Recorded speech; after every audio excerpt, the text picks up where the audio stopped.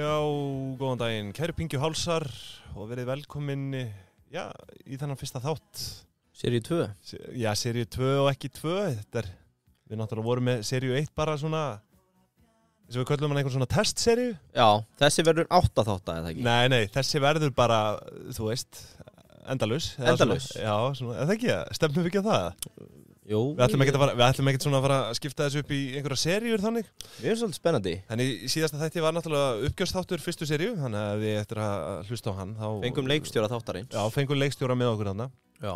Og höfum mikið gaman af. Já, ég hef mjög gaman af því. Ég veit ekki hvort ég þáttu fyrir alla, en fyrir okkar hörðustu aðdáendur, þá vonandi hafa haft gaman af uppgjörinu og svona smá behind the scenes. Emmett, sammála því. Við vorum að segja frá því þegar að kasta rýrð á þig fyrir að klúra epitu þarna, 4 þættir röð. Og Jakob kom inn á það mjög vel. Almattur. Hörðu, hvernig var fríð annars? Bara frábært. Það ekki? Ég er með reynda með netta sýnarskeiðabólgu, ég er búin að vera að planta. Já. Tæpa 8 daga. Emmett, var það sitkagren eða rúsalerki? Það er blanda af alaska ösp og sitkagrenislerki og fleiru. Já. En við höfum ágjur fyrir austan, það er náttúrulega ábyrgð og skortur og getur orðið erfitt sumar hjá mörgum sem er að standa í skógrækt. Týndirðu einhverja köngla eða? Nei, við erum bara að bíða eftir haustinu. Já, ok. Þannig að ég fekk kannski austur aftur í haust og finnum einhverja góða köngla. Já, það er kannski mega sens. Já. Það eru gott að heyra. Ég var nú sjálfur... Já, hvernig var páskafríði hjá þér? Já, nei, ég var nú ekkert í neinum fríi, sko. Nei, Ég er bara, eins og ég segi, ég elska Jesú Krist og allan hans boðskap, sko, en hann búlíja mig ekkert í eitthvað frí, sko. Nei. Það er bara, kemur ekki til greina. Þannig að þú varst bara að allan tíma? Já, bara að allan tíma. Já. Vakin og sofin. Já, ekkert jam? Gæti verið. Já. Gæti verið. Ok, frábært. Hvað meinarum? Já, gæti verið. Hluta af þessu. Herru, nei, ég já, við erum með, viljum byrja á því að renna yfir, okkar frábær samstarfsaðila. Það er náttúrulega sjálfsögðu Dominos. Já. Það er þriðjudags tilboð á Dominos sem fyrr. Og því næst er það Payday. Já. Það er líka sko... Það er nýr samstarfsaðili hjá okkur. Eitt með Dominos. Já. Við þurfum að koma að það, við fengum að fara í heimsókn daginn. Já, upp í, Lóufell. Já. Og þetta er náttúrulega, ég er með massíft iðnaðarblæti. Ég held ég sé búin að koma inn í svona, kannski, hvað getur við sagt, 30 af 40 fiskvinnslum Íslands. Elska það, borði í skip upp á virkjanir. Þannig að fara inn í svona matvælafyrirtæki, eins og þarna, það æsir í manni. En það sem situr eftir, fyrir utan náttúrulega, hvað þetta var hreinlegt og fínt, er statistikinn, þetta er annars stærsta bakari landsins. Já, það er enda sturlað. Það er sturlað. Ég hef alltaf haldið, sko, að þetta birtist bara þarna í útibúinu, sko. En nei, þetta er bara risa helds framleiðsla þarna, sko. Já. Eins og segir, næst stærsta bakari landsins. Einhvern tímann heyrði ég að vera logið þarna fólkin á nesinu að þetta væri sérst 1 ger sem yrði að degi, eða ekki? Var það ekki eitthvað þannig? Nei, ég er enda að neita að kannast við það. Já. En það er sérst, þarna gerast hlutirnir og þetta var frábært. Já, það var skemmtileg heimsókn. Já, annars stærsta bakari landsins. Hvað fleira? Payday. Payday. Okkar nýju vinnir. Já. Og ég var enda... Þú hefur nú verið að... Ég var að rifja upp... persónulegu samskiptum við eitthvað starfsfólk... Sko, ég er náttúrulega svona... Ég held þess að kalla feature creep af forriturum sem að fá oft nóga viðskiptavinir með mikið af góðum hugmyndum eins og ég tel mig vera. Já. Ég var nefnd að rifja upp síðustu samskipti milli míns og Björns eiganda. Við þekkjumst ekkert fyrir. Nei. Ég bara elska Payday og ef ég fæ hugmynd að einhverju sem þeir geta bætt við þá var náttúrulega hendi henni beint á Björn. Já. Og þetta er eitthvað Nei, þetta er síðan í september. Það sem ég er að hvetja til þess að staði síðasti reikningur á öllum reikningum, eitthvað upp á númeraröðuna. Einhver staðar efst væri bara frábær hugmynd. Ég elska eitthvað no matter what. Og hann segir stór bróskall, ágætis hugmynd. Ég skráði þetta hjá okkur. Fóru þessi hugmyndin í gegn eða? Ég þarf svolítið að íta eftir því. Kannski ég senda á hann núna bara og spyrja hvað þetta er stat, hvað er feature creep. Það er aldrei að vita, nema þetta verið komið bara von bráðar. Já, en nei, sko, fyrir alla einyrkja, minni fyrirtæki, ef þið er að senda út reikninga, þá er það Payday. Þetta er svo, þetta er by far það besta á markanum í dag og það er í rauninni ekkert fleiri það að segja. UI er geggjað. þægilegt að tengja við bankan, þægilegt að henda inn reikningum, þú ert með mælaborði yfir alla stöðuna. Já, þetta bara allur pakkin. Allur pakkin, krafa, áskriftarreikningar. Sér það. Já, ég veit ekki hvað það skortir, nema þú veist, þeir mættu náttúrulega koma mínum featurum að fyrr, sko. En þau eru að vinna í því, ég veit það. Herru, svo það sjálfsögur Keldan sem að, eins og áður hefur komið fram, okkar grunninnviður. Já. Við náum að sjálfsögðu í alla okkar reikninga þaðan. Akkurat. Og hefur eitthvað heyrt frá Kitta? Ekkert heyrt í Kitta nýlega. Þurfum eitthvað að fara að kíkja á hann í kaffi? Já, hann bað mig bara að hringja ekkert. Hann ætlaði að vera bara með þögn yfir alla páskana. Já. Fyrir þá sem ekki með Kodiak eða áskriftarreikninga. Þannig að ég var ekkert á böggan. Jú, Fjör, herðu, þú ætlar að ríða á vaðið í dag. Já, því líkur, sannur heiður að fá að vera hérna fyrstur í seríu 2. Já. Sem að við höfum miklar ágjur af að verði flopp eins og seríu 2 True Detective. Því að við ætlum að halda áfram að reyna að gera eitthvað nýtt, fáið nýja leikmenn. Við hleyptum leikstjórunum að í síðast þætti, hann var eitthvað skemmtilegur fannst mér. Hver veit nema að við fáum inn fleiri leikendur og það gæti floppað alls svakalega. Nei, ég hef engar ágjur því. Okay. Allt sem við gerum það besta að núti. Já, og ég með, á ekki bara keyra á þetta? Keyra á þetta bara. Sko, ég ekkert endilega með fyrirtæki sem ég held að allir kannist við. En þetta lítið veldi sprotti úr, hvað getum við sagt, millistórum polli. Þetta heitir Secret Lagoon meðal ferðamannana. Leyndalónið. Og bara til að gefa þér og hlustendum heads up, eða þið eru inn á Keldunni, að þá myndi ég núna fara og skrifa gamla lögin.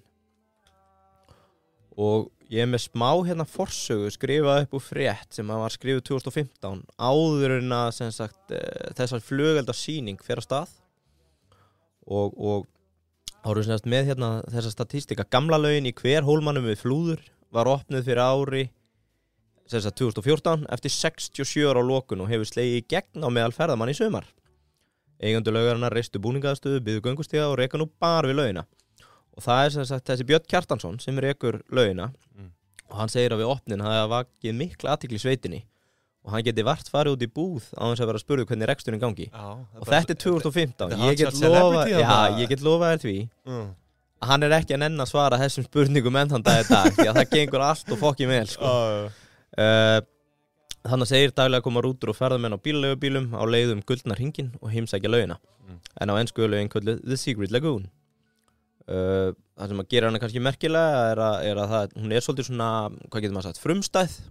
Já, ekki líka hérna, þetta er bara vinsælt auglýsingaefni hjá áhrifavöldum erlendis. Jú.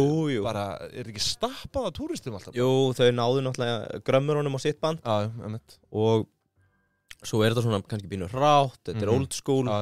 Og það þarna hverir í kring sem að kjósa á einhverju mínútna fresti. Þannig að þetta bara, þetta stuð. Aðeins meira launa, hún var gerð 1891, öllum saman það, en þetta elsta sundlaug á Íslandi, samkvæmt þessari frétt. Það? Já, talið þetta hafi verið baðstæður í aldaraðir. Já. Og eldri en Smáralaug, hérna á Reykholti? Já, samkvæmt þessu. Já, var það í Reykholti? Ég þekki að ekki, sko. Það drepaði mig núna, sko. Já, að vita þetta. Já, vonum að hún sé hægt að hlusta. En sko, ef ég lefði mér að rekja svona síðastliðin áratug og við séum ekkert að fara í frekari sagnfræði á þessari laug, hún bara þarna hjá Flúðu. Já, hún bara þarna. Já, að þá sýnist mér sko, allavega síðan 2010 hefur títnefndu Björn Kjartansson verið skráður eigandi og ég ætla að taka sem sagt þetta blandaða approach, þessa blönduðu leið sem við höfum verið að fara. Ég ætla að reyna að rekja söguna á hundavaði út af því að þetta svo stjarnfræðilegu vöxtur. Ég held þetta sé með arbarari einingu sem kom upp úr ferðaþjónustu sprengjunni. Ég held það, kannski ég bara hérna út á þekju. Og svo ætla ég að taka léttan samanburð því að það sko, menn hafa alltaf verið að segja hérna það eru fleiri lón þarna. Já, og fólk hefur verið að segja að íslenska vatni verði einhver auðlind í framtíðinni, í útflutningi og við getum svo sem kíkt á það einhvern síðar sko, en ég held að langmesti peningunum sé bara að senda einhverja skítuða strípalinga og ferðamenn hann nonni og þrífa þá sko. Miðað við það sem ég að sjá úr sem baðlónabransa. Já, ég er bara spenntur að heyra. Ef einhver að rampa á einhverja vassæð sem hann heldur hann geti tappa á flöskur og selt út, þá ætti viðkomandi frekar að reyna kyndi í og búa til eitthvað svona gott rassasvæði til að taka mynd og keyra á það. Taka Belfís. Heyrðu, þetta upprunalega skráð sem náttúrulaug í reikning félagsins og það á 894.000 krónur sem 2010 og ég veit í rauninni ekki hvernig hann eignast það eða hvað hann borgaði fyrir þetta en það er eins og hann hafi aðeins sofið á þessu því að fyrsta alvöru tekjuári dettur ekki inn fyrir 2014 og þegar ég tala fyrsta alvöru tekjuár þá hann að kljúfa semst 14 miljóna múrin þannig 2014 Já, okay. Og núna hleyp ég bara svona hundaveð 2015 hann komin upp í 79 miljónir ári síðar 282 svo dettur hann bara, þú veist, hann í rauninni veldis vextinum frá 2014 Þetta bara hockeystick Já, þannig að við segjum hérna 14, 79 282 496 Þetta bara fjórföldun á milli ára fyrstu 30 árana eða þú veist, per ár Fer upp í 624 632 2020 nei 19 og svo fáum við þarna blautan COVID í andlitið og þetta fer niður í 176 miljónir þetta rosalegur tekjuvöxtur og ástæðan fyrir ég held að þetta sé einna sigur íslenska ferðarþjónustu á sama tíma út af því að þetta svona frekar lítið og nett apparat í svona vöfnum og hvað getur við sagt, snúningum það hafa nú nokkur fyrirtæki farið á hausinn, þú veist, fór í massíva fjárfestingu í rútum eða einhverju uppbyggingu sem að síðan bara hvarf sko en þarna rauninni bara þessi pollur eða sundlaug bókfærð 894 sem verður bara að peningaprent vel sko. Já, en sko var þetta ekkert notað hérna áður sem sundlaug eða var þetta bara einhver svona nú hef ég aldrei komið þarna Já, ég ekki alveg með sagnfræðin á hreinu ég nefndi ekki að lesa þetta allt Þetta náttúrulega, þetta ekki eitthvað svona þetta steift, skilurðu, þú veist sundlaugin, bara svona mjög old fashioned steift Til að svara þessari sundlaugarspurningu sem ég þakka að kella fyrir að þá var fyrst haldið sundnámskeið 1909 og stóð það árlega til ásins 1947 Þetta náttúrulega eldgömul sundlaug Já, en það önnur sundlaug á Flúðum líka sem ég hef farið í Þannig að En ég velti fyrir mér svona, þú veist hann kaupir þetta, þú veist, einmitt fyrir bókvært virði 800 og eitthvað var það árið 2014 eða? Nei, ég fór aftast til 2010 þannig að ég var ekkert eitthvað En spáði einmitt í því, sko hvernig bara, þetta hugsjónamaður Já, klár Þetta maður sem hugsaði, þetta verður Instagram-vænt Já, ekki, ég væri til að vita hvað hann var að hugsa en hann hafði allavega rétt fyrir sér, sko Og ef ég fer núna bara svolítið já, ég tók rauninni bara tekið vöxtinn og ætla síðan svona bara að dempa mér í síðasta reikning og svo spóla ég aftur tilbaka Þannig að þetta svona, maður svo bilur plata, má segja það og þá ég með hérna 2020 reikningin og rennum aðeins yfir það sem að margir myndu að halda að væri slæmt ár í sögu félagsins Það er að koma með þess að söguna svo eitthvað núna Já, svo fletti ég svona aðeins tilbaka sko Þetta svona í upphafi skal endinn skoða þetta Já, það má segja það að þá erum við að tala hérna árið 2020 á rekstrarreikning félagsins þá voru að velta 176 miljónum eins og það við komum fram Koksið, kostnaðarverð seldra vara fyrir þetta einstaka apparat 7,3 miljónir sem að það er ekki mikið alls ekki hátt en það sæmileg margína Já, það er 4% og þá myndir þú væntanlega hugsa út í álagningu og fleira Já En eitt sem ég ætla að segja álagningu að mér sýnist að verðið sé búið að standa í 3.000 kalli bara síðastliðin 4 ár Þannig að það kostar ekkert svakalega mikið ekki að halda utan þetta Nei við halda þessu Nei Þetta náttúrulega bara aldagamalt gömul innréttinga svo má orðið koma Já, sem að bara þarna og svo aðeins búið að vera dúkk upp á og búningaklefar og ég heyrði henni þetta reitt sko það er nýr drykkjuleikur ég reyna að hætta að segja sko þannig að alltaf þegar ég segi sko og með að þeir sem eru að hlusta að fá sér skot Já, ég svipaði með einmitt Já, þetta er alveg hrika að þarna já, ég heyrði að þau hafi farið inn í veitingasöluna og þá sér maður kannski fyrir sér að það sé búið að innrétta einhvern fallegan bar eða annað en mér skilst að þetta sé bara eitt stránkæðalegur í síður hálfslítra bóli og fleira sem er bara réttur beint úr dósinni sko. Munar minna samt gott að hafa eitt síðan bóla sko. Heyrðu, launatengt gjöld 54 miljónir og það eru skráð 7 starfsskildi hjá fyrirtækinu Það er samt tekið fram, þetta er fyrst skipti sem ég sé þetta tekið fram að ég var ekki með að skiptur ekki öllu að þetta var í kringum 14 starfsmenn yfir árið hluta starfsmenn og aðrir það er meira að gera yfir sumari heldur en einhverja vetramáni sem gerir það verkum að, þú veist, heilt yfir er þetta 7 ársverk. Þannig að síðan er það annar rekstrarkostnaður 50 milljónir sem að fellur þarna til og þetta skila sér í rekstrarhagnað fyrir afskriftir upp á 63 milljónir. Þannig að í erfiðu COVID ári þá eru þeir að lepja 36% EBITDA hlut. Og þetta eru, þú veist, þetta eitthvað sem að væri hægt að tilnefna bara sem einhver bestu kaup, bara þú veist, áratugur eins þarna. Og ég get eðlilega að trúa að þau séu svegt með árangurinn, en það var það 68% árið undan. Þetta er náttúrulega Þvílíkur samdráttur á milli ára maður. Þetta er ævintýralegt. Því að nú ætla ég bara að rekja 2019 aftur og hin árin voru svolítið svipuð. Að salan var 632, kostnaðarverð seldra var að 28, 97 milljónir í laun og launatengd gjöld, annar rekstrarkostnaður 100 milljónir, en þau voru með EBITDA upp á 406 milljónir árið 2019. Almáttugur. Já. Og þetta er bara eitthvað sem ég hef aldrei séð. Þetta er rosalegt. Allavega, heyrðu, hagnaðar hlutvall þarna hjá þeim á COVID-árunu. Þeir eru semst hagnaðar eftir skatta 48,6 milljónir af 176 milljónir veltu. Þetta er 28% hagnaðar hlutvall. Það er með því bara, bara hæsta sem við höfum séð. Já, ég held það. Þetta er þetta mjög áhugavert. Ég er eiginlega bara svona maður er bara snortinn af þessum kaupum. Já. Og þú veist, svona hagnaðarhlutvall, ég bara man ekki. Hældu samt í, þetta er rosalega lítið undir honum komið, svona þannig séð. Þetta hefur trendað hjá einhverjum túrista sem var með einhverja ex-fylgjendur, sko. Og hvað segir, 2014 er fyrsta svona alvöru tekjuár. Já, þú veist, þetta er ekki í rauninni 10 ár í... Nei, þetta hefur orðið bara einhver svona vinsæll viðkomustaður, bara einfallega væntanlega út af einhver áhrifavaldur auglýsir þetta, sko. Já, og þetta var náttúrulega mjög vinsælt. Ég get nú örugglega skubbað því hérna. Ég var að vinna á bókun á þessum tíma 2017 til 19 eða 16 til 19, ég maður ekki.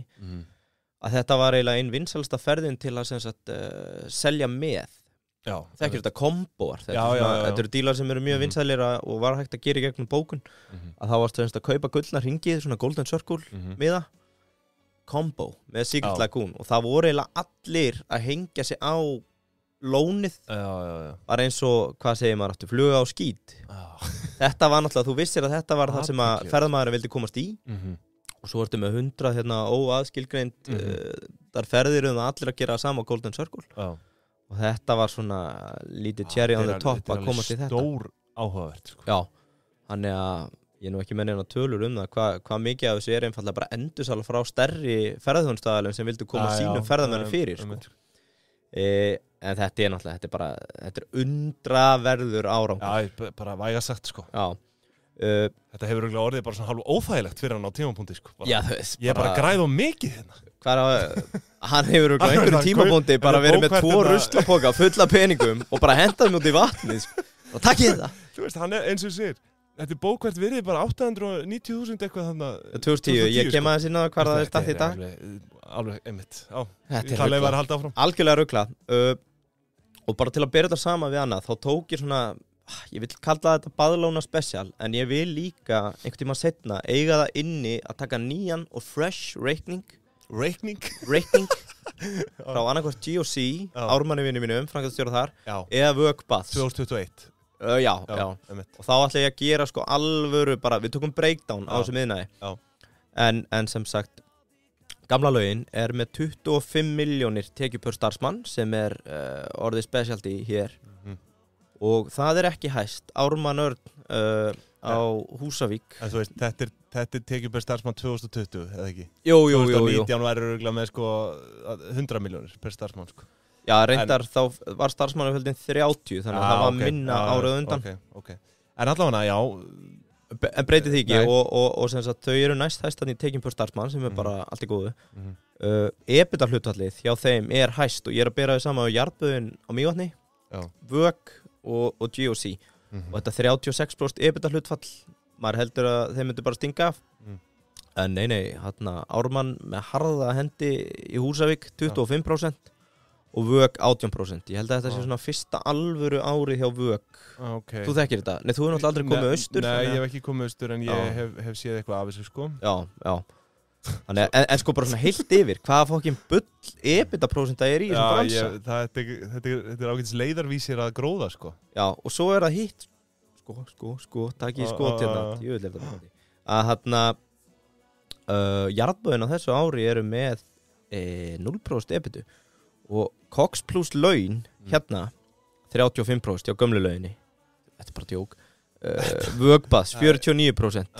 42% og þá ég ekki að segja, þú veist, launin eru bara 30-40% af veltu sem bara eðlilegt. Coxi bara djók. Já, heyrðu, ok. En það sem að draga jarðböðu niður hérna að þeir sem sagt eru með 50%, 56% launahlutfall sem svona með því herra hérna, þannig að það eins og það ekki, af tekjum, þannig að árið á undan jarðböðin 2019 þá voru við með það sem 26%, þannig að það eins og það ekki alveg verið hagrætt þrátt fyrir og þó fara úr 29 í 14,5 en launin allavega haldast þetta há. Ok, þá ætla ég að dempa mér hérna yfir í efnahagsreikningin, kíkjum á það. Hvernig, og hérna annað sem að gerist 2020 að þetta lón okkar sem var skráð 800.000, það eiginlega bara dottið út. Þú veist, það bara orðið 0. Það ekki lengur í fastafjörðum, það bara eins og það sé bara búið að afskrifa það niður í 0. Því að lóða framkvæmdir. Það náttúrulega skiptir engu skilur, en ég meina að þú getur ímyndað hvers virði þetta væri í dag að þú ætlar að fara að selja þetta. Já. Þú veist, þannig hann að breyta 800.000 kalli bara í einhverja jarda, sko. Já. Þú veist. Þetta er rosalegt. Þetta er sæmilegt return, sko. Og sem sagt fastafjármunir fyrirtækisins eru bara upp á 38 milljónir og það að vera lóða framkvæmdir 29, þannig að það er eins og að sé verið að vinna í einhverjum endurframkvæmdum.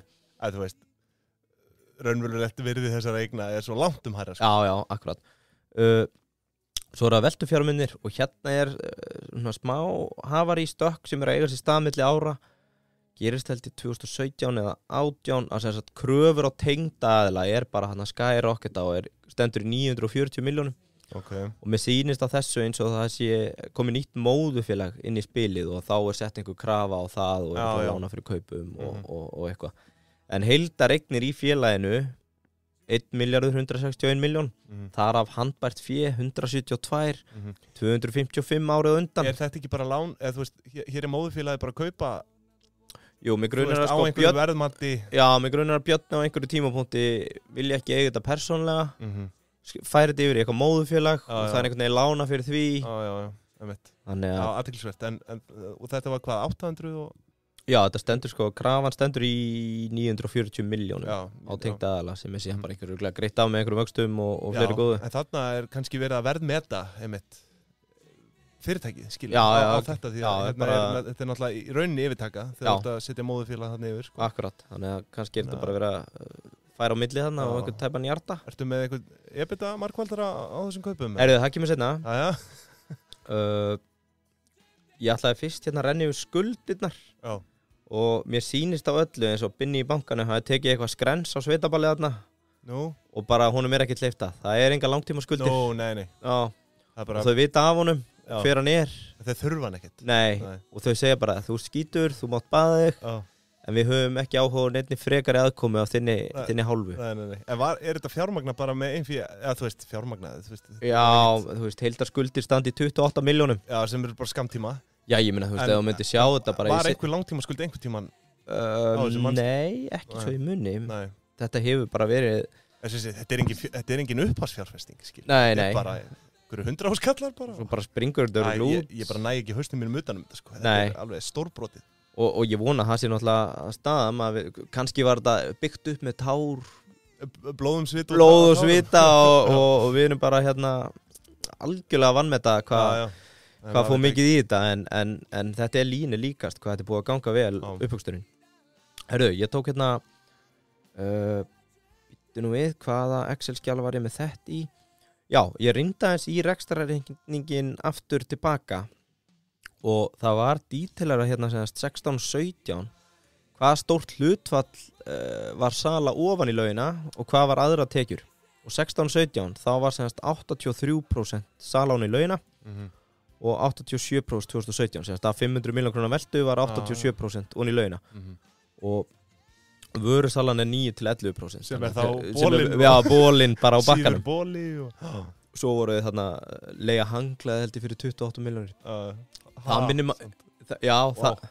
það minnir mann svona á þarna, hefur ekki heyrt þetta með fjarskiptafélögin, hvað þau græða á myndlyklunum. Þú veist alltaf að leigja þarna myndlykilinn af plóternum og þarna ertu alltaf að leigja sama hangklæði sko, þannig að þetta er örugglega helviti fínt ROI. Já, og þetta er væntanlega einhverja upphæðir sko, þú veist, þessi sveitasetur og annað eru alveg þekkt fyrir að smyrja á eru kannski að selja bara vatn í einhverju Pepsi-flösku sko fyrir 500 kall sko. Já, akkurat, þannig að þetta er þetta er bara helviti flott hjá þeim. Já, ég ætla að vera með þetta upp á 10 sko. Já, hangklæðaleigan var sem sagt 8 milljónir 2017 og 14 2016. Okay. En allt er góð með það. Heyrðu, þá erum við komin í gleymistreymið. Það alveg rekstur sem bara einhver myndi taka sko. Að vera bara með 16 miljón króna veltu á ári bara. Já, bara leiga hangklæði. Það bara lifibrauð tveggja manna sko. Já, akkurat. Þannig að þetta er alveg, já. Þetta er galið. Já. Ok, tókst með aðeins út af laginu hérna, hvert var ég komin. Já, ég ætla ekki að vera eitthvað svo lengi. Þetta er frekar einfaldur og þægilegur rekstrarreikningur búin að vera all árin. Varðandi sjóðstreymið, þá var ég með hvað er þetta? Seðilstreymið? Já, seðilstreymið. Nú er ég bara hérna óviláti með Excelin.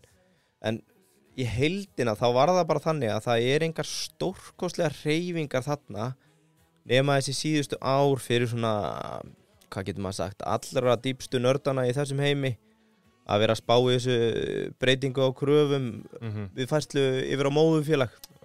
En að öðru leiti þá ertu bara að horfa á þarna hagnaðar ársins 2019 354 milljónir, handbært fé frá rekstri 403 milljónir, handbært fé í byrjun árs 638, já það er nefndir eitthvað hafari, finnir í 255, en það er bara og það er allavega ágætis lausafjárstaða þannig. Já, þú veist, við erum að tala um það að vaxta tekjur á ári hjá þessu fyrirtæki eru 29 milljónir. Er það jafnvel að við myndum taka reiðurfjár hlutfalli hérna? Nei, sko, svo var það hitt með efnahags að ég var með hérna skuldar hlutfall, reiðurfjár, allt þetta. Ég sagði, ég nenni ekki að reynda. Það skiptir ekki máli, þetta er örugglega bara 100. Það skiptir. Þú veist, það er svo mikið til að bara segjum bara veltufjár hlutfall og lausafjár hlutfall og reiðurfjár, þetta sé bara eitthvað í kringum 100. Já. Því að þarna, ef þú hefði vita hérna eitthvað bara skuldir 28 af þessi rekstri, þú hugsa bara, hann hefur bara farið yfir á kreditkortareikningum og á einhverjum bara eitt kvöld, sko, bara skiptir engu máli hvað er að gerast. Heyrðu, eitt bara svona loka, að með þessar fyrirliggjandi upplýsingar varðandi veltuna og þrjúðuskallinn, þá áætlaði ég hvað hann er með marga viðskiptavinni á ári og deildi í veltuna sem 2020. Já, 2019 samt. Það taka 2019 frekar? Já, ok. Challenge. Var ekki ferðamaðurinn á 2020, sko. Nei, en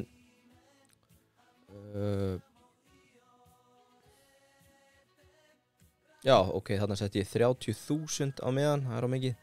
Já, þá erum við að tala um, sko, já, eitt skot, að það eru 186.000 sem komið þarna ofan í. Og ef ég deili með því í 365 þá er þetta 512 á dag að meðaltali 2019 og til að sjá höggið milli ára þá var þetta 52.000 2020 eða 143 á dag og hvað heldur að séu opið lengi þarna, ef að segja 8 tíma á dag þá er eins og þú sést með 64 skítu að ferðalanga í lauginni. Þessari litlu laug. Já. Pældi, þau þurfa örugglega að setja bara einhverja hömlur á hversu margir komast þarna, sko. Já, alveg pottið. Þannig að, það var ein pæling hjá mér, sorry. Þau geta hækka meðan, sko. Já, klálega.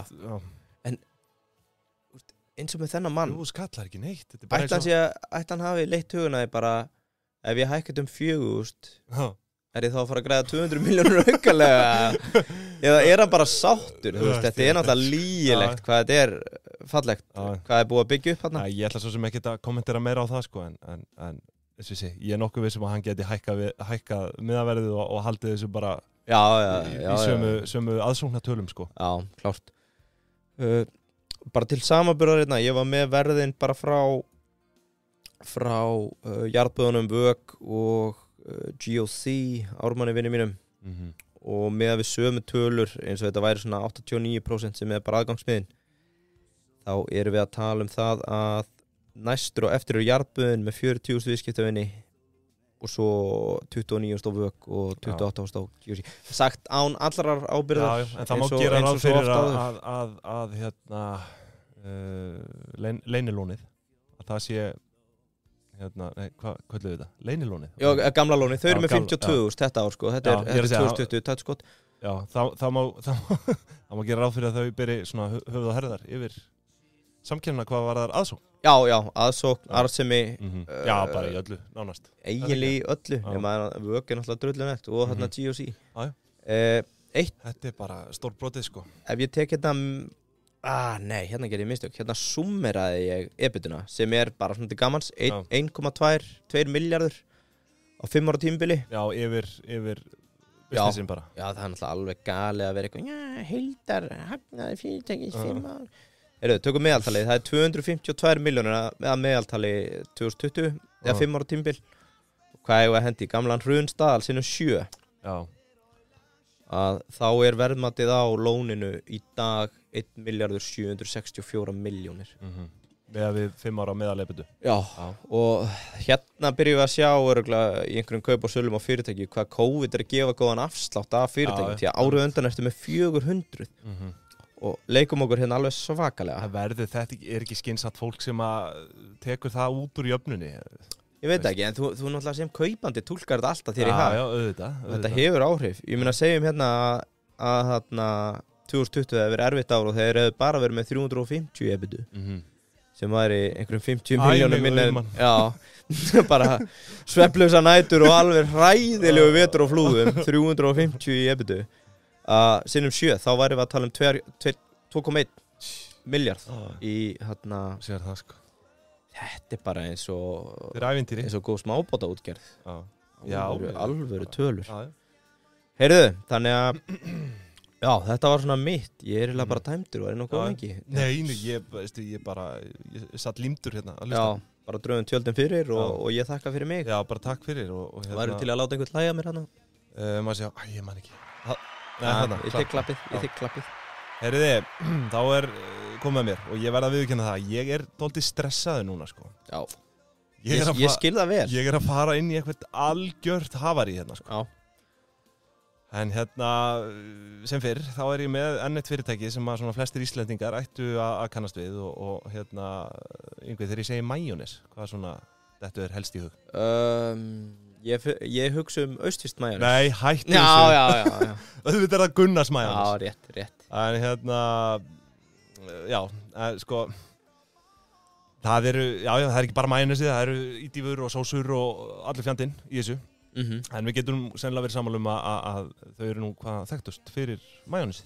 Það ekki? Jó, ég held að. Höldum við ekki áfram með klísina top of mind. Top of mind. Það top of mind. Beint úr fyrstu seríu inn í aðra. Já. Herðu, en sko ástæðan fyrir ég að taka Gunnars hérna fyrir í dag svo að ég sá nú frétt þess efnis daginn að félagið komið á sölu. Þannig að ég fór aðeins að rekja söguna aftur og svona bara gamni mínu en svona, þú veist, eftir því sem ég sökti mér dýbra og dýbra ofan í þetta, þá áttaði ég mig nú bara svona fljótlega á því að þetta mál ætti bara frekar heima á borðum Kveiks, sko. Já. Hérna, ég veit eiginlega ekki alveg hvernig ég á að snúa mér í þessu öllu saman, sko. En ég get bara sagt að ég að taka næsta flug beint aftur austur og þú tekur einn alfarið ábyrgð á afleiðingunum. Þetta bara eitt stórt clusterfuck frá upphæði til enda, sko. Já. Ég ætla að reyna svona að rekja aðeins baksöguna á þessu dóti, þú veist, hérna, bara á sem styðstan hátt og ég mögulega get. Ég mjög spenntur, ég skal viðurkenna það. Sko, fyrirtæki sem heldur utan reksturinn í dag, það Gunnars EHF sem stofnaði árið 2014 á sama tíma og Gunnars Majónes HF var hérna úrskurða gjaldþrota. Það var hafarí. Við komum nánar inn á hvernig því var steypt í þrot. Já, ok. Wow. Þetta því gjaldþrot spesial eða? Nei, við eigum inn í gjaldþrota spesialinn, sko, en hér svona, smá sorgarsaga í uppsiglingu, en allavega fyrirtækið eins og ég segi sem heldur utan reksturinn í dag, það Gunnars EHF og það stofnað í rauninni 2014 og það í 100% eigu Kleópötru Kristbjargar Stefánsdóttur sem meðal annars hefur verið líkt við Jesú Krist en hún mun koma svona reglulega við sögu hérna núna í þessari umfjöllun. Nú, til að byrja bara á upphafinu, á maður nú rekja sögu Gunnars aftur til 1960, það stofnað af Gunnari heitnum Jónssoni og sagan segir nú að hann hafi fyrst ætlað út í snyrtivöruframleiðslu og keypt til þess einhvers konar svona, einhverja maskínur, einhverja vélar. Þetta 1960? 1960, já. Wow. En svo hafa nú fljótlega séð að sú framleiðsla myndi ekki bera arð sem skildi og út frá því ákveðan að hefja þessa majónesframleiðslu bara í staðinn. Alveg eru uppbeigja þarna, sko, og ja, þú veist. Já, það þá ekki meira en það, en hann gæti allan að nota til þessum við vélar. Mér finnst þetta sem ég svona votur á sveimhuga. Já, hvað, ha? Já, bara svona ákveður að fara í hvað var þarna fyrir? Já, ég skilji. Já, leikfang, það var kannski bara majónes skellera og allt innum komin í majónesi. En sko, meðan Gunnar, eftir hann fyrir majónesi, þá var nú fljótur að stempla sig inn í hug og hjörtu Íslendinga og situr bara þar fastur en þann daginn dag, myndi ég halda. En jú, ég nokkuð vissum að það bara svona leynist allavega ein Gunnars dós eða túpa inn í ískap á hverju íslensku heimili. Já, það ekki... Það remólaðið og koktelsósan og allur fjandinn, sko. Og svo majónesi jólin og páskana. En hann Gunnar fellur frá kallinn árið 98 og við reksturinn taka dætur hans. Það Helen og Nancy Gunnarsdætur. Og svo eftirlifandi eiginkonu hans Sigríður Våge einnig. Våge? Það ég þekki það ekki, sko. En það eiginlega fyrst þá sem að allt fer fjandans til. Sko, reksturinn hafði verið bara mjög góður allt fram á loka dag undir stjórn hans Gunnars. Nú hef ég það eftir heimildamenni DFF úr grein árið 2014 að þegar að hann Gunnar féll frá þá hafi staðan verið mjög góð og hann segir fyrirtækið átti 10 ef ekki 100 milljóna inn á bankareikning, fasteignir og jarðir út allar grundir. Og eins og ég segi, staðan greinilega góð en svo fellur hann frá þarna 98 og eftir það þá fer svona hægt og rólega hallunda fæti og árið 2002, bara 4 árum eftir andlandið, félagið strax komið bara í neikvæða eiginfjárstöðu. Og úr því ég mitt að eiga þessa 100 milljónar á bankareikning og bara komið í, já eins og ég segi, neikvæða eiginfjárstöðu og þá var ég að skoða þess reikninga gamla félagsins sem að heitir Gunnars Majónes HF sem að reyndar í dag má finna inn á keldunni undir GM Framleiðsla HF. Þú veist, það var bara... Wow, þetta research. Já, þetta research. Ég ætla ekki að tala sko, ég hefði þurft svona 80 klukkustundir í viðbútt í þetta research, sko, bara til að geta gefið bara svona heildarmyndina af þessu. Var ekki bara gaman að taka Majónes breakdown? Þetta sem ég sagði, álíklegast heima bara skrifborði kveik, sko, þetta mál, sko. En sko, já, en GM Framleiðsla þetta heitir fyrirtæki í dag sem var þannig gjaldþrota sem sagt 2014. En sko, milli árana 98 og 2006 þá rosalega lítið svona opinber tíðindi af fyrirtækinu og ég fann eiginlega ekkert frá þessum árum en það var svo árið 2006 þar sem að þessi áðurnefnd Kleópatra kynnt til leiks. Ráðning hennar, hún vakti mikla athygli þarna á þessum tíma enda Gunnars Majónes, þetta þekktasta vörumerki bara íslenskra fyrirtækja og Kleópatra var bara alls óþekkt í viðskiptum. Það segir í frásögn DFF að hún þetta svo sem var fræg fyrir að vera drottning?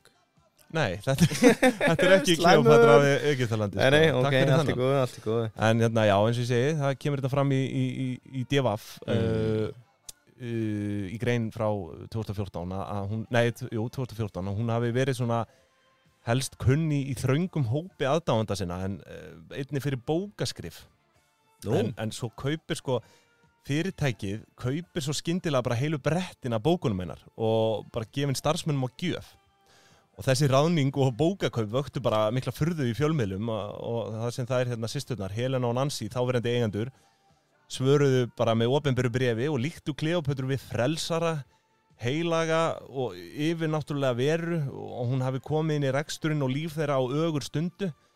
Veistu hvað þessi bækur heita? Já, ég ekki með að skrifa hjá mér, hún gaf út einhverja nokkra bækur, sko. Eflaust ágætis bækur, ég hef bara enga skoðun á því, hef ekki séð þær, hef ekki lesið þær. Það hefur verið frá tímanum hérna í Egyptalandi? Nei, hættu. Nú hef ég líka eftir henni Helena að Kleópatra sko, hafi læknað hana ferðafíkn og ofvirkni. Já. Veist, þetta náttúrulega bara í bestafalli stórfyrirlega byrjun á Ok, hvenær þetta? 2014? Nei, þetta 2006 sko þegar hann kynnt til leiks bara inn í fyrirtæki. Nú ég bara komið smá út úr grein 2014 sem var skrifið í kringum gjaldþrot fyrirtækisins sko. Já, GM framleiðsla. Já, að bara, hvernig litið var á svo Kleópötru því að þú veist, hún ráðin inn og þekkt hana enginn og þú veist, hann bara svona gera hans grein fyrir hvernig þær litu á hana og hún ráðin bara hún ráðin til samningagerðar bara svona á bakvið tjöldin og sagði fréttaflutningi haft eftir henni Helen aftur sko, hún hafi verið að Kleópatra hafi verið pínd inn í fyrirtæki til að sjá samningamálin fyrir Nancy því að Nancy hafði átt svo erfitt með að semja þú veist, að gera samninga og þú veist, aftur upp á grein Nancy lét titla sig sem framkvæmdastjóra en gerði ekkert og lét aðra manneskju vinna verkið. Ef Kleópatra hefði ekki gripið í taumana á þessum tíma, hefði fyrirtæki farið á hausinn. Þetta systir hennar Nancy að tala hérna. Og það að rífast í fjölmiðlum? Nei, sennilega ekki að rífast, en hún bara að segja bara eins og var, að Nancy var bara greinilega, þú veist, ekkert að nenn að sinna þessu. Og þannig að Kleópatra ráðin fyrst sem samninga einhver og svo ráðin eða píndu öllu heldur kannski sem þessi samningakona en var svo síðan meir forstjóri 2009 og svo framkvæmdastjóri 2012. Ég hef nú haldið að þetta væri svona þokkulegt saman sem merkið þarna á milli í svona fyrirtæki en allavega kemur fram að hún var ráðin framkvæmdastjóri árið 2012 og tekur við þeim stól af Fannari Ólafsinni sem kannski einhverju kannast við úr körfunni í KR og Keflavík og á árum áður. Legend in the game. Já. Svo aftur til að vitna þessar greinar á segir starfsmaður fyrirtækisins árið 2009 að uppgangur Kleópötru væri mjög einkennilegur og sagði að í kringum hana væri einhvers konar sértrúar söfnuður. Hann segir, ég skil þetta eiginlega ekki en þetta alveg stórmagnað. Það getur vel verið að hún sé voðalega góð manneskja en forstjóri, það hún ekki. Já. Þetta haft eftir starfsmanni árið 2009. En nú hef ég heyrt einhverjar sögur svona út undan mér af þessu sambandi þeirra systra við hana Kleópötru og mér skilst að hún hafi verið svona mikill fjölskylduvinur þeirra og Gunnar sjálfs en hún stýrir, ég veit það ekki einhverjum hóp þar sem að hún titlaður andlegu leiðtogi hópurinn heitir Aþena Mjöll.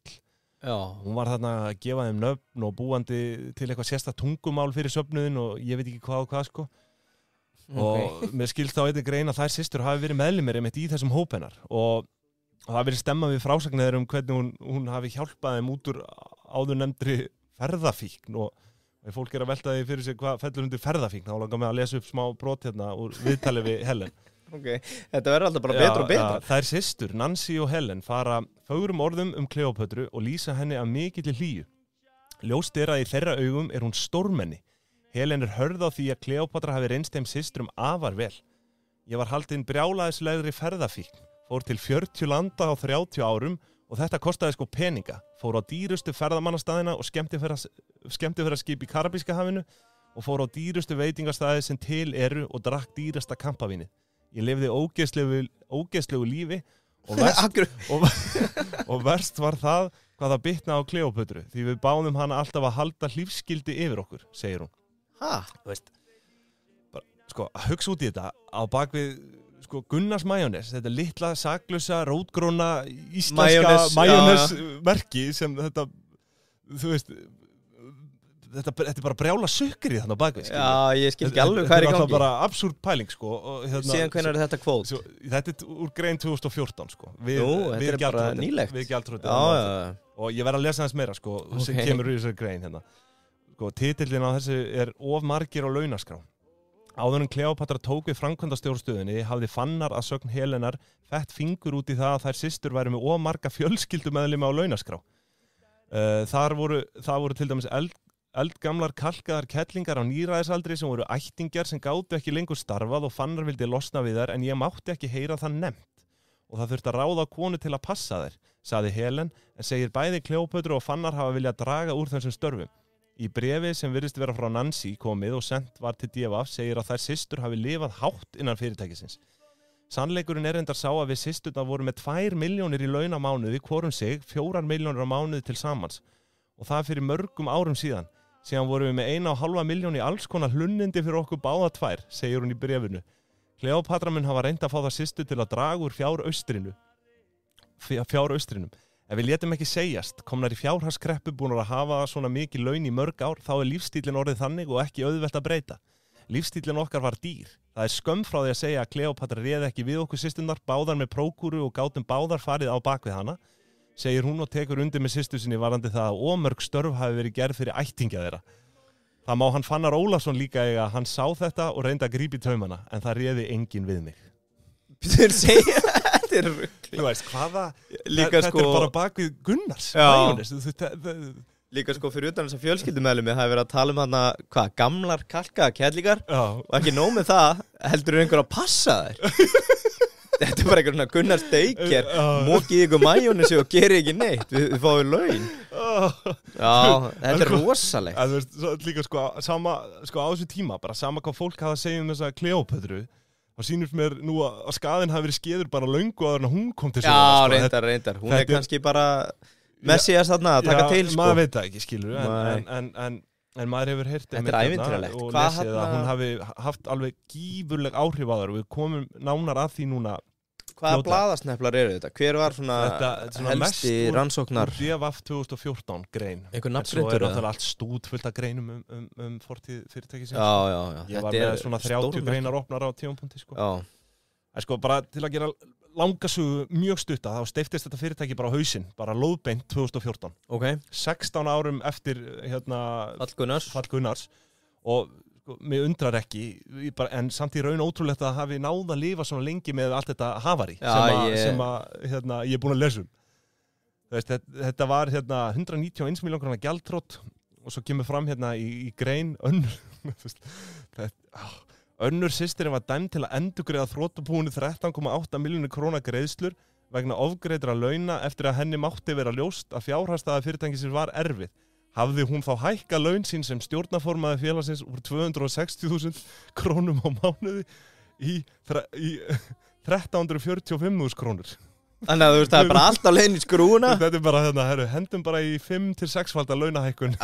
Já, tökum til. Laun, bara sem stjórnarformaði, skilur þú veist, þetta, já.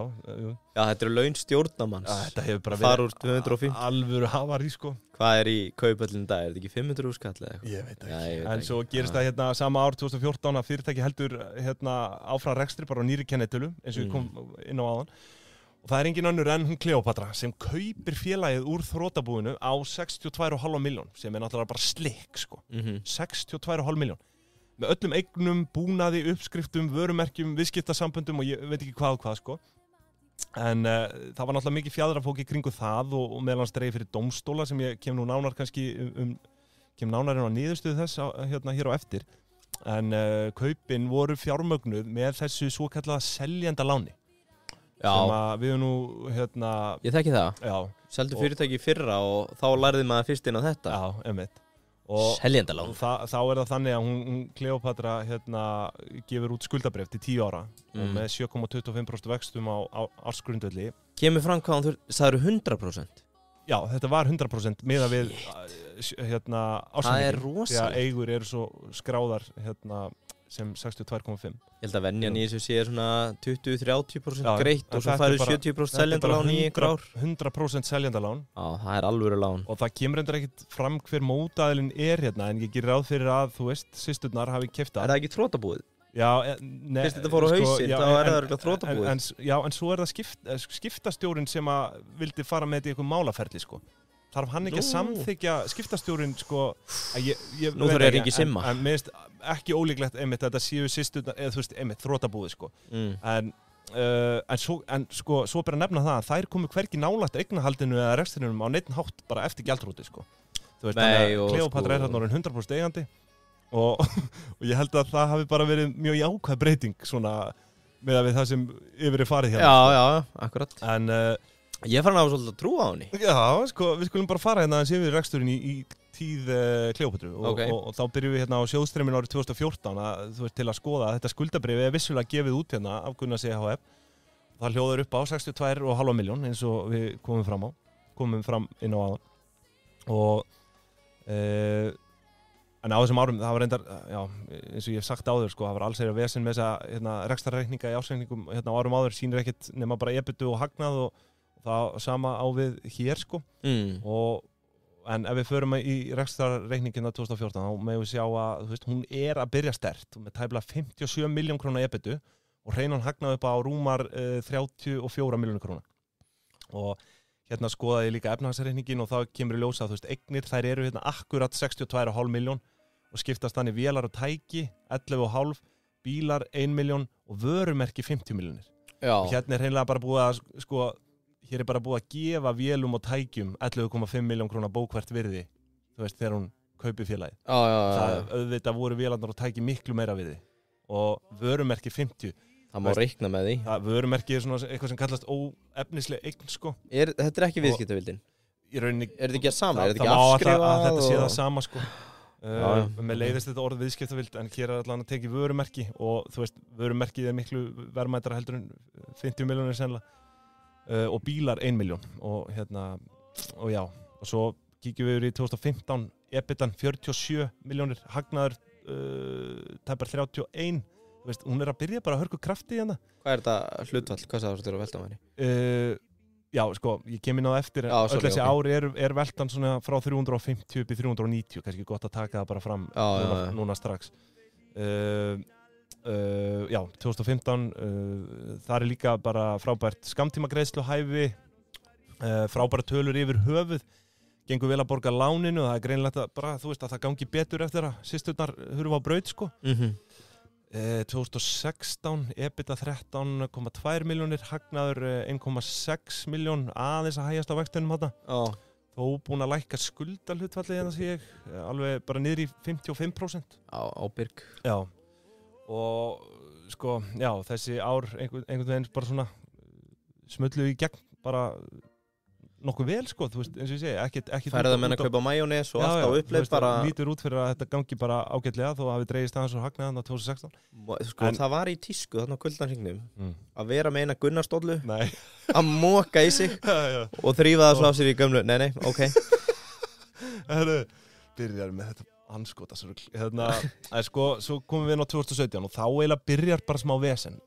Sko, það fyrsta tapið hérna 8,5 miljón, samt sem áður var jákvæð EBITDA en svo það hérna 2017 þá náðist... Hvað að rífa það svona niður? Fjármagnsgjöld eða? Sjá, nei, ok, haldt áfram, ég skal fletta Cox plus laun náttúrulega hefur alltaf verið vesen fyrir þau Akkilesar hæll. En sko, að kannski helst bera að nefna það árið 2017 þá náðist sátt í þessu dómsmáli sem ég ræddi þar sem þú þurft að greiða sko úr nýja félaginu inn í þrotabúið, einhvern mismun samkvæmt ássending sýnist með þetta að vera 76 miljónir króna sem að voru hérna færðar undir óefnislegar eignir, vörumerki, sem ég nefndi á hann, sko. Þannig ég svona leiði að því líkum að það sé upphæðin sem að hún hefur þurft að greiða, sko, í ofanálag við þessar 62,5 sem hún keypti félagið á í byrjun, sko. Þannig að dómsúrskurinn var þannig að hún rauninni tapar málunum hvað það var, sko. En, sko, fyrir þessu tekur hún 125 miljón króna lán og þú veist, þannig hún bæða endurfjármagna seljandalánið sem hún fær og svo væntanlega taka bara nýtt lán fyrir... hún semst að díla við Binna? Já, þarna 125 miljón króna lán og þetta er bara greiðsla fyrir þessa viðbót og svo endurfjármagna á seljandaláninu. Ég sé ekki betur. Þá komum við inn á 2018. Það er aftur tap, 4 milljónir.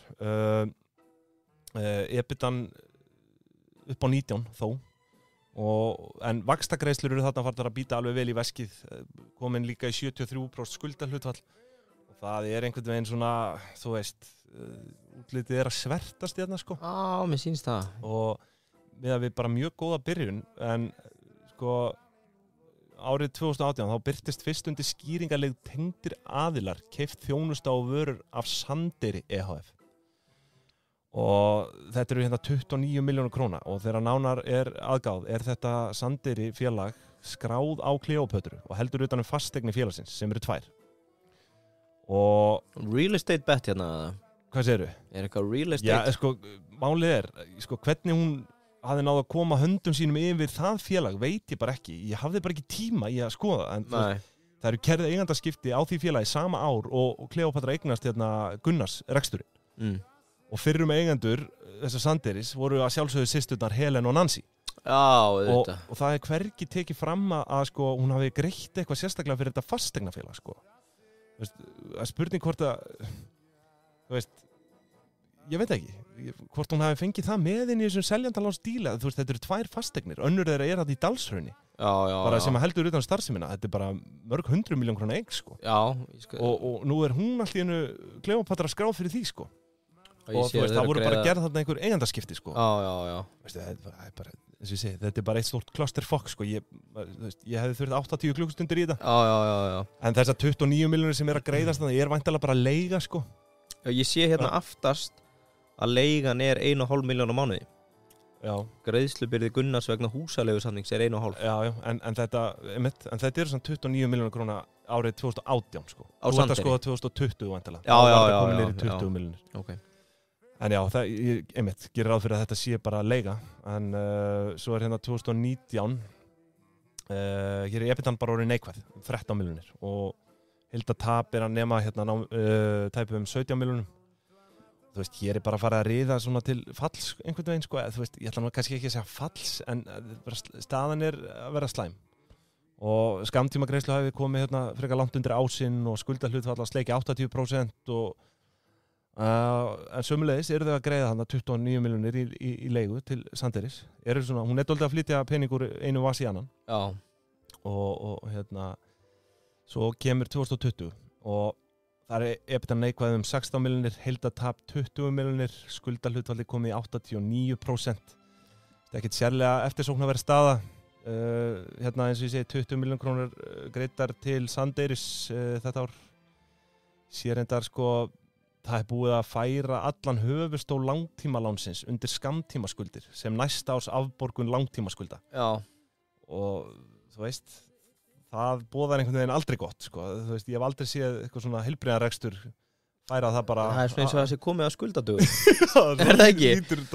Ég er einmitt bara hérna að reyna að lausreikna upplausna virði, sko. Ég get ekki séð af hverju það er jákvætt eigið fyrir þarna upp á. Já, þú veist, ég meina vörumerki er langsamlega stærsta eignin þarna. Já, þetta er náttúrulega óráðstafað eigið fyrir þau hagnast náttúrulega sko bara rúmar 60 milljónir fyrst 2 árin, sko. Þetta er nú ekkert hróttalegt tap þarna á milli ára, sko, en það er farið að býta á óráðstafað eigið fyrir. En sko, þau eru búin að tapa 17, 18, 19 og 20. Já, ok, allavega, en þessi fyrstu 2 hagnaðir. Já, fyrstu 2 svona vega stærra, sko. En sko, hérna ég kíkti aðeins nánar á skýringuna varðandi þennan flutning á höfuðstól langtímalánsins yfir á skammtímaskuldir og þá kemur fram hérna í skýringunum að félagi hefur átt í viðræðum við viðskiptabanka sinn varðandi framlengingu lána. Túlkist binni. Á árinu 2021 fékkst framlenging og er loka gjalddagi nú á árinu 2022. Shit, þannig að það er bara verið að Þau voru í raun að fá þarna bara eins árs frest. Gálga frest. Og sko, þú veist, félagi skuldar 94 milljónir króna í loka árs 2020. Já, það er það ég er að segja, ég er að lausveikna hérna upplausna virði, sko. Það eru 140 milljónir í skuldir. 158 skráður í eignir. Ég meina, þetta er einmitt. En svo er náttúrulega eignirnar eru, sko, eins og ég segi, eignirnar eru smá fugasi út að þarna er vörumerki skráð sem einhverjar milljónir, skilur. Svo ertu með tæki og tól sem eru miklu meira virði heldur en þessar 11 sem standa. Já, vátryggingarfjárhæðin á þeim er nálega 200, sko. Já, einmitt, sko, en þú veist, eins og ég segi, þau eru ekkert eitthvað completely fucked, en þú veist, það er svona farið að, þú veist, þingjast róðurinn, það er farið að láskýja þarna, sko. Það er pressa. Og þú veist, þetta verður augljóslega þungur róður, en eins og ég tók fram í upphafi, sko, samantækti mín er eiginlega þannig sé búin, sko, en ég vildi svona aðeins renni yfir þetta, bæði baksuguna og hvernig reksturinn var að ganga út af því að félagið er komið á sölu. Og ég meina, sko, hvernig ætlar að verða með þetta? Já, eins og ég sé 4 neikvæð EBITDA ár. Hvað ætlar að taka EBITDA sinni 7 eða? Sko, ég lesi þetta þannig að þess að yfirverða þetta sé einhvers konar bara kalla hjálp. bara taka yfir skuldir og bara halda merkjum Gunnars á lífi, skilur. Já, svo má vel vera að vörumerki Gunnars sé miklu verðmættar heldur en 60. Já, algjörlega, og það það sem ég að segja, þú veist, ég meina dreifileiðirnar og það sama, þú þarft alltaf að auglýsa þetta, skilur, fólk veit bara að hverju það gengur þegar það sé Gunnars majónes. Þannig að bara það eitt og sér, virði þess náttúrulega ómetanlegt, sko. Ein pæling, var hægt að bera þetta sama við eitthvað? Nei, ég ætlaði að taka Finnsson en þau eru núna eigu Vogabæ. Heitir ekki Vogabær? Jú, getur við. Og en eins og ég segi, ég vildi bara svona aðeins reki, bara svona tippla á, bara svona snerta á þessu, skilur. Mér finnst alltaf áhugavert að sjá þeirra fyrirtækir til sölu og skoða bara hvað hefur gengið á. Eins og ég segi, ef ég hefði vitað hvað ég væri að fara út í, þá hefði ég ekki byrjað á þessu, sko. Nei, þú hefði tekið alla páskana ég lengstu kanínuhólu sem ég tekið fyrir þennan þátt. Bara því miður þá komst ekki allt hérna inn. Og eins og ég segi, ég hefði þurft 80 klukkustundir í viðbót. Bara aðra páska. Já, aðra páska, en sko, en svo náttúrulega við vitum ekki hvernig 2021 fór, en sko, til að adressa það, koks pluss laun, kostnaðarverð seldra vara pluss laun, orðið þarna 85% af tekjunum árið 2020 og það bara það hátt í framleiðslu. Það ekki til vinninga í svona rekstri, sko. Nei, það og þú veist, bara ef það á að halda þessu á lífi, sko. En sko, en spennandi samt fyrir einhvern kaupanda með þunga pingjur að koma inn og taka til og þú veist, eins og ég segi, félagið náttúrulega stór skuldugt líka, það þarf að taka yfir þessar skuldir og svo spurning hvernig það verður metið og hvort að þetta muni skila einhverju í vasa Kleópötru á endanum. Við vitum það ekki, en svo eru náttúrulega fasteignir þarna hinum megin á þessu Sandeyri sem eru bara fluttar yfir til hennar. Eins og ég segi, ég fyrir mig allir ábyrgð á því, ég hef ekki hugmynd hvort hún hafi greitt fyrir það ekki, en það kemur hvergi fram. Eina sem ég sé bara 2013 eru systurnar, Nancy og Helen, eigendur. 2014 hún Kleópatra mætti leiks. Það var reyndar eitthvað í rekstrar rekstrarreikningnum sem að hét þetta ár, maður sjá þetta var eitthvað voðalega spes, eitthvað sem ég aldrei séð áður, sko. Nú einhver bókari að fara að taka mig á lífi, sko. Þú verður dauður áður en að kemur að því, sko. Þetta heitir varúða niðurfærsla krafna upp á 57,6 milljónir. Þetta sama ár og hún tekur við þessu Sandeyri fasteignafélagi, sko. Þannig, eins og ég sé, ég bara veit ekki hvað þetta þýðir og ég hafði ekki tíma til að spá í því. En eins og ég sé, ég hef ekki hugmynd hvernig hún kom höndum sínum yfir þetta félag. En já, eins og ég sé, þú veist, félagið bara búin að vera með í kringu 350-400 stabíla veltu á hverju ári. Þetta mókast úr. En svo eitt sem ég tók eftir að það hefur ekkert verið uppfært í tækjabúnaði fyrir náttúrulega 2020. Sko, maður hefði nú áætlað, sko, þessi fyrstu 2 ár, þar sem hún voru að hagnast bara einhverja 60 milljónir rúmlega. Hvort það hefði ekki verið sniðugt að bara, þú veist, kannski að fækka starfsfólki og bara gera þetta meira automatískt eða hvernig sem það sko. Bara kaupa betri vélar, sko, því að, eins og ég segi, það hefur ekkert verið keypt þarna. Ég held hún sé búin að spila þetta bara hárrétt. Já, ég veit ekki. Bara gíra þetta alveg eins og hún getur. Já, svo náttúrulega hefur komið fram með í greinunum líka að hún sé bara eigandi og sé ekkert svona einhvern veginn involverið í rekstri, sko. Já, ætlaði að sé annarskráður framkvæmdastjóri staðan í dag, eða? Nei, svo það. Er það Nancy eða Helen? Nei, skulum vona ekki. Veitu, hvernig, ég náðu ekki alveg endalókum þeirra, eru þær bara ekkert með... Ég las ekkert meira þeirra endalók, eða sko, meira þær, bara þarna eftir 2014. Ætlaði að sé búið að sigrast á ferðafíknin, COVID hefur nú örgulega hjálpað með það, bara... Já. Bara takk Kleópatra fyrir... Það er þetta hörkupunktur, sko. En hún sko skráður forstjóri og framkvæmdastjóri hérna, Kleópatra. Já, en eins og ég segi, ég bara, maður veit ekkert hversu involverið hún í þessu, en allavega, þetta eru mínar vangaveltur, ég held að Þetta stórmerkileg saga. Já, þetta stórmerkileg saga og bara alveg kolruglu saga, en ég held að það sé komin tími á að hrista aðeins upp í Gunnars. Ég held að við getum verið sammálið það. Já, Við viljum halda Gunnars á lífi. Það mun alltaf lífa. Já. Og náttúrulega ekki farið undir. Uppskriftin hefur aldrei breyst, gaman að því, frá 1960. Með majónesi? Majónesi. Já. Nei, og ég meina, það fór reyndar einu svona á hausinn. Nú. Eða þú veist, GM þarna framleiðsla? Já, nei, það kom ný kennitala bara. Já, nei, hefur maður ekki trú á þessu? Jú, ég held það. En annars, þá hef ég lokið mér af í dag. Er þetta ekki gott vörumerki fyrir framtíða kynslóður? Jú, getur satt að fara. En heyri, kæru hlustundur, já, takk fyrir hlustunum í dag. Við viljum að sjálfsögðu minna á Deep Into Pingjan, Facebook-hópin okkar. Þar koma alla nýjastu tilkynningar hvað á döfunni hjá okkur. Já. Og jafnvel að við séum bara... Nú kemur það, við erum að fara að gefa sér. Já, nú erum við að fara að gefa dót, sko. Já. Það alveg komið tíma á það.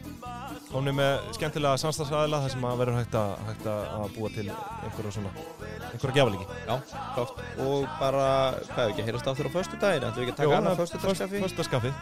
Þangað til næst. Takk fyrir. Takk.